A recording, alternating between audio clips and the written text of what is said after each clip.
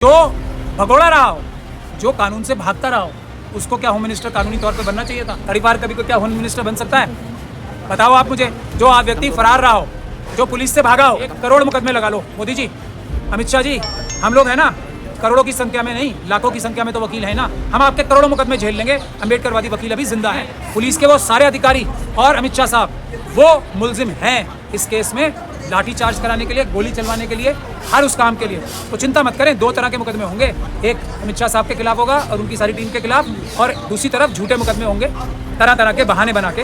वो सब हम अम्बेडकरवादी वकील अच्छी तरीके से उनसे निपटना जानते हैं। जो भी लोग सुप्रीम कोर्ट कोई भी केस लेके जाते हैं इस प्रकार का, जो कि पब्लिक का बड़ा मुद्दा हो, देश का बड़ा मुद्दा हो, वो आरएसएस और बीजेपी के एक प्रकार से सहयोगी होते हैं, उनके साथ मिले हुए होते हैं, या फिर वो समझदार नहीं होते। इन 3 कैटेगरी के अलावा कोई कैटेगरी सुप्रीम कोर्ट नहीं जाती, वो भी डायरेक्ट। तो वो लोग गए थे, आरएसएस की चाल कामयाब हो गई। तो जो हम लोगों का काम था, जो हम लोगों ने इतनी मेहनत करके सड़क पे लड़ाई लड़ के जो पुलिस और प्रशासन को समझाया था कि केस मत कर देना किसी भी बच्चे के खिलाफ, वो हमारे खिलाफ ये ऑर्डर ले आए। देखेंगे एक पहाड़ और आ गया हमारे सामने। लेकिन इन लोगों को चिन्हित करना चाहिए जो सुप्रीम कोर्ट जाते हैं। जब तक इन लोगों को चिन्हित करके बेनकाब नहीं किया जाएगा कि ये आरएसएस के एजेंट हैं। आप बताइए, अगर ये सुप्रीम कोर्ट का ऑर्डर नहीं होता तो पुलिस और प्रशासन थोड़ा बहुत तो हम लोगों से या संविधान से थोड़ा बहुत तो डर रहा था ना।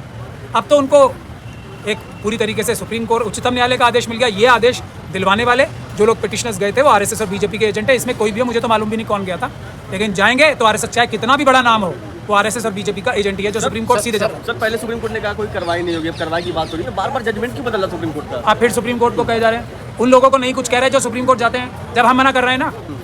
हमसे ज़्यादा बच्चों का साथ किसने दिया है सड़क पे आके? 1 करोड़ रुपए। अब लोग तो जानते हैं ना, जो जिन्होंने लाखों लाखों करोड़ रुपए कमाए इसी जनता का हक मार के, वो 1 करोड़ रुपए अगर वो दे रहे हैं तो वो सब भ्रमित करने के लिए था, लोगों को बहकाने के लिए था कि हम आपकी रक्षा करेंगे। आप कुछ कर लिया उन्होंने? 1 करोड़ रुपए ने उनके कर लिया कुछ? तो हम जैसे लोगों के काम में ये रुकावटें हैं, और सबसे बड़ी रुकावट होती है वो लोग जो सुप्रीम कोर्ट सीधे के सीधे चले जाते हैं। सर, एक तरफ एफआईआर हो रही है बच्चों पे, दूसरी तरफ आप देखेंगे कि सांसद हैं पप्पू यादव, उन पर चाकू से हमला होता है अगर वो राम मंदिर चंदा चोरी को लेकर अगर सवाल करते हैं या उन पर आवाज़ उठाते हैं तो इसमें अब उनको भी भेज दीजिए सुप्रीम कोर्ट। देखिए, वापस पप्पू यादव साहब के खिलाफ भी एफआईआर ना हो जाए तो मुझे बता दीजिएगा। सुप्रीम कोर्ट नहीं जाना है, सीधे तो बिल्कुल नहीं जाना है। उसका तरीका होता है, डिस्ट्रिक्ट कोर्ट है, फिर हाई कोर्ट है, फिर सुप्रीम कोर्ट है।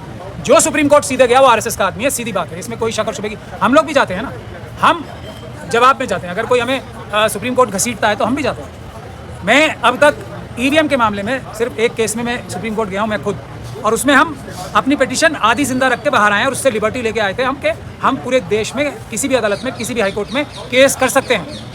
मैं एक ही बार गया हूँ, मेरा सक्सेस रेट सबको पता है कितना है। और ये बड़े बड़े लोग जो हैं, जो हर बार जाते हैं, हर बार हार के आते हैं, वो लोगों का सक्सेस रेट भी पता है सबको। जब मैं मना कर रहा हूँ नहीं जाना सुप्रीम कोर्ट, तो फिर क्यों जाते हैं? तो सुप्रीम कोर्ट की कोई गलती नहीं है इसमें। और फिर जाके वहाँ पे बहस ऐसी करते हैं कि हारेंगे ही, हारने के लिए बहस करते हैं जाके। हर वो व्यक्ति जो सीधे सुप्रीम कोर्ट जाता है वो साथ के साथ ये भी इंश्योर करता है कि हारने के लिए बहस करेंगे। सर, जो 100 बड़े वकील है, क्या वो जनता को गुमराह करने का काम कर रहे हैं? वो पूरी तरीके से आरएसएस के साथ मिले हुए। जो वकील सुप्रीम कोर्ट में जाता है और जाने के बाद फिर बहस ऐसी करता है कि केस हार जाए, वो सबके सब आरएसएस और बीजेपी के एजेंट है, भले ही वो कितनी भी बड़े बड़े नाम क्यों ना हो। आपको ये बेसिक बातें समझनी पड़ेंगी अगर आपको अपने आंदोलन कामयाब करने। इन लोगों से, बड़े लोगों से बचना है। जो स्टेज पे गया और स्टेज पे जाने के बाद बंद कमरे में जाके बात किया, उससे वो गया, वो आरएसएस और बीजेपी का हो गया। 1 बार आजमा लो, 10 बार आजमा लो, 1000 बार आजमा लो, जो बंद कमरे में गया वो गया, वो हम में से नहीं रहता।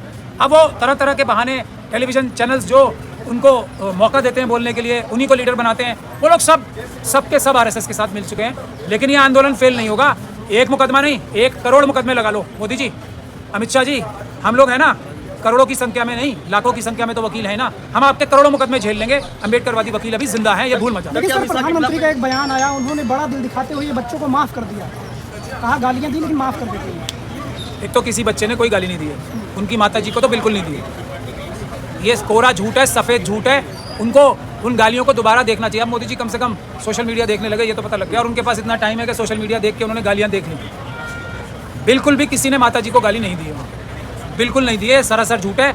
अगर किसी के पास कोई सबूत है तो अदालत में फाइल करा दें, हम दिखाएंगे कि वो पूरी तरीके से झूठी बात है। ये मेरा दावा है, किसी ने मोदी जी की माँ को गाली नहीं दी है, झूठ, कोरा झूठ। और जहाँ तक मोदी जी की बात है, अभी मैं आपको यहाँ पे पैलेट गन से मार दूँ, आपके मुंह से जो रिएक्शन निकलेगा वो गाली भी हो सकता है। अभी मैं आपको AK-47 चला दूँ आपके ऊपर, अभी मैं आपको कील वाले डंडे से मारूँ, तो थोड़ी देर के लिए आपका रिएक्शन गाली वाला भी हो सकता है। कोई जो बच्चे हैं वो एकदम फरिश्ते नहीं हैं। और फिर जो देश का गाली देने का स्टैंडर्ड जो बनाया है वो तो पिछले 12 साल में इन्हीं लोगों ने बनाया है ना। अब उनको ये भी लगता होगा कुछ बच्चों को कि अगर हम इनकी भाषा में इन्हें नहीं समझाएंगे तो इन्हें समझ में ही नहीं आएगी। ये आरएसएस और बीजेपी को उनकी भाषा में समझाने की चेष्टा, वो भी उस समय अगर कुछ मुट्ठी भर जो बच्चों ने की भी होगी, बच्चे तो नहीं कहना चाहिए, देश के संविधान नागरिक हैं वो, देश के बराबर के मालिक हिस्सेदार हैं वो, तो उन लोगों के मुंह से अगर कोई निकली भी है तो ये साबित नहीं कर पाएंगे। ये हमारे अम्बेडकरवादी वकीलों की गारंटी है। ये कितने झूठे सबूत इकट्ठे कर लें, कितनी वीडियोग्राफी ले आए, हमारे पास भी तो वीडियोग्राफी है, हमारे पास भी तो वीडियोग्राफी है। पुलिस के वो सारे अधिकारी और अमित शाह साहब वो मुलजिम हैं इस केस में, लाठी चार्ज कराने के लिए, गोली चलवाने के लिए, हर उस काम के लिए। तो चिंता मत करें, 2 तरह के मुकदमे होंगे, एक अमित शाह साहब के खिलाफ होगा और उनकी सारी टीम के खिलाफ, और दूसरी तरफ झूठे मुकदमे होंगे तरह तरह के बहाने बना के। वो सब हम अम्बेडकरवादी वकील अच्छी तरीके से उनसे निपटना जानते हैं, चिंता मत करें। मीडिया पे तैर रहा है कि 2800 से ज़्यादा अपराधी थे जो इस आंदोलन के जरिए देश को बदनाम करना चाहते थे। किसी ने देश के बारे में एक शब्द बोला है? मोदी जी को बदनाम करके तो देश का नाम बढ़ता है, क्योंकि मोदी जी एक ऐसे व्यक्ति हैं जो प्रधानमंत्री के पद के ऊपर बैठकर इजराइल नामक जो सो कॉल्ड अपने आप को देश है, हालांकि वो पूरी तरीके से देश अभी लीगली है, उसको फादरलैंड बताते हैं। जो इजराइल को फादरलैंड बता सके वो उसके खिलाफ जो भी बोलेगा वो देश की इज्जत बचाएगा, देश की इज्जत खराब नहीं करेगा। ये बुनियादी बात है। वैसे तो 85 रीज़न और भी हैं, लेकिन एक अकेला यही रीज़न काफ़ी है। भारत को छोड़ के किसी और एंटिटी को अपना फादरलैंड बोलेगा जो, उसको अगर बुरा भला बोला जाएगा तो भारत की इज्जत बढ़ाने वाला काम होगा। पूरी दुनिया में ये मैसेज जाएगा कि भले ही ये व्यक्ति जो प्रधानमंत्री के पद पे बैठा हुआ है ये भारत के लोगों की आवाज़ नहीं है, ये फादरलैंड नहीं बोलता है। एप्स्टीन मानसिकता का जन्म जहाँ से हुआ है उस देश को, ये तो हमने मोदी जी ने तो अपने ऊपर मतलब वो कर ली, अडॉप्ट कर ली एप्स्टीन मानसिकता, इजराइल को फादरलैंड बोलते हैं। भारतीय एप्स्टीन मानसिकता के नहीं है, मोदी जी भले ही हों। सर कानूनी तौर पे क्या लग रहा है, गृह मंत्री का इस्तीफा हो सकता है कानूनी तौर पे? इस्तीफा कानूनी तौर पे, और वो भी आरएसएस और बीजेपी के लोगों का, वो तो कानून मानते ही नहीं है ना। संवैधानिक तौर पे होगा, संवैधानिक तौर तरीका है पीसफुल प्रोटेस्ट। अगर कानूनी तरीके से करना होता तो वो होम मिनिस्टर बनते कैसे? वो तो तड़ीपार थे। तड़ीपार कभी कोई क्या होम मिनिस्टर बन सकता है? बताओ आप मुझे। जो आप व्यक्ति फरार रहा हो, जो पुलिस से भागा हो, भूल जाइए किस प्रकार से उनका मुकदमा जज लोया और बहुत सारी चीज़ों के बाद से वो मुकदमा ख़त्म हुआ। लेकिन जो भगोड़ा रहा हो, जो कानून से भागता रहा हो, उसको क्या होम मिनिस्टर कानूनी तौर पे बनना चाहिए था? हाँ, संवैधानिक तरीके से पीसफुल प्रोटेस्ट होंगे तो इस्तीफा नहीं, जेल भी जाना पड़ेगा, क्योंकि उनको जेल जाना तय है। दुनिया की कोई ताकत अमित शाह साहब और मोदी जी को और आरएसएस और बीजेपी के सभी वो लोग जिन्होंने बेईमानी की है, देश को लूटा है, अडानी जी, अंबानी जी, यूसुफ लुलू जैसे लोगों को देश बेच दिया है, वो लोग जेल जाएंगे और लंबे समय तक जेलों में रहेंगे।